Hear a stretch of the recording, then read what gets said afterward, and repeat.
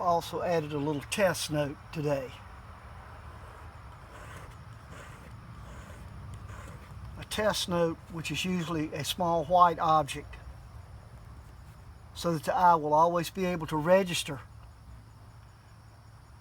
what the light key is, because it's most easily seen in its effect on the light plane of a white object or a white form.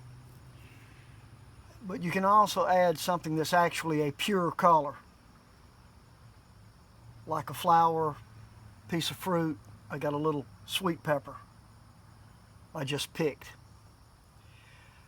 What that does is that pure note allows the eye to be able to compare and see how unpure every other color is in your study.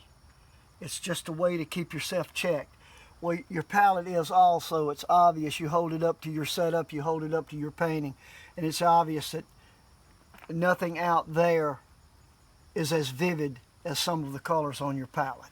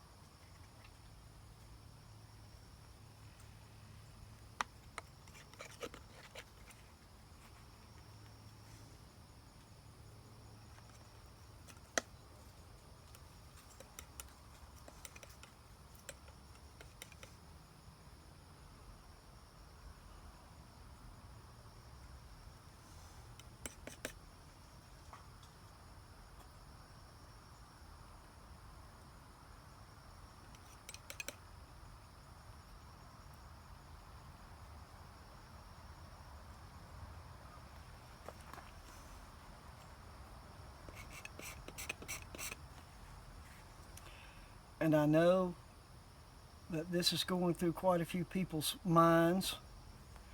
Why is his drawing so crude? Well, it's because the colors are still so crude. There's no reason to be fussing with all sorts of tight and what you think are really defined draftsmanship when your colors are in such a crude state. Every color has to be restated and restated and restated in relation to everything else until we arrive at a refined light key. And as you're doing that, your understanding of the shapes of each one of the colors becomes more obvious. And as you put in the correct shape of the color, that is the drawing. So the drawing comes up naturally at the same time that the color becomes more refined. You'll find that out if you stick with this and paint long enough.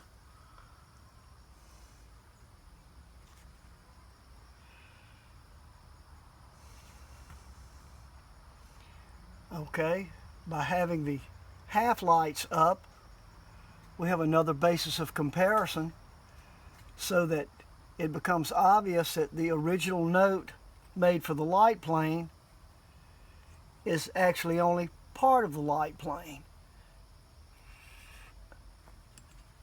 It's pretty close to what the middle section is, but the far section, which is receiving a bit more light, is a little bit warmer. And you saw that it was a little bit warmer because the half-light plane was so cool by comparison. I hate to use those terms, warm and cool. It's a different color. You got a pinky violet mauve laying next to an off warmish pink green. How's that? And all of that makes the outer note over here to appear as if it has a little more yellow or a little more orange or a little more burnt sienna in it. Not a lot, but enough to make it definitely different than the one next to it. And that's what all of this is about. It's about compare, compare, compare, compare, over and over and over again. Every time you put in any note, you have to compare it not only to the ones adjacent to it, but to every other note on your study.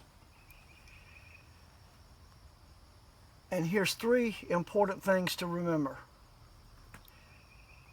The note that will come between this light plane and this half light is not this note and that note smeared together. It's a completely different note that will not look like either one of them, but it will hold its place. The note that's between the shadow note and the half light, same thing. It's not those 2 notes mixed together and smeared together. Nor is an adjacent note a simple value change of its neighbor. And also, no colors repeat. No color will repeat anywhere in nature, and so you do your best to make sure that no colors ever repeat in your study. If they do, it's because your observations are off, not because nature has repeated herself. So no notes repeat. No adjacent note is a simple value change of either note on either side of it.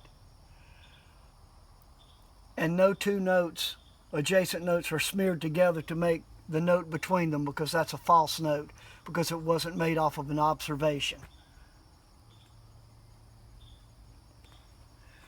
Okay, enough talking. This is called the chunky stage of development, because we're working out the large planes, just like a sculptor with a chisel working on a piece of stone, knocking off all the large bits that he's not going to need for his form.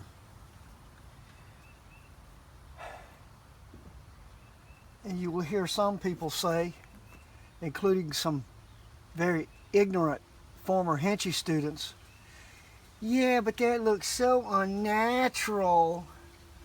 Unnatural my behind. This has nothing to do with making a picture. This entire process is to develop your perception so that when you do decide to make a picture, it can be as refined a picture as you can possibly make it. This is study, it's not performance. There's a sequential order that we study things in. Masses, major variations, minor variations, modeling of the forms, crude modeling at first, more refined modeling next, study of the edges, of halations, atmospheric qualities of things. And then as we learn to compose through color, we'll have a focal area and supporting cast around that star. And you've got to know how to develop each area in its own way in order to pull that off. Henry called it 3-dimensional color composition. It's something that not that many people know that much about. We'll just leave it there.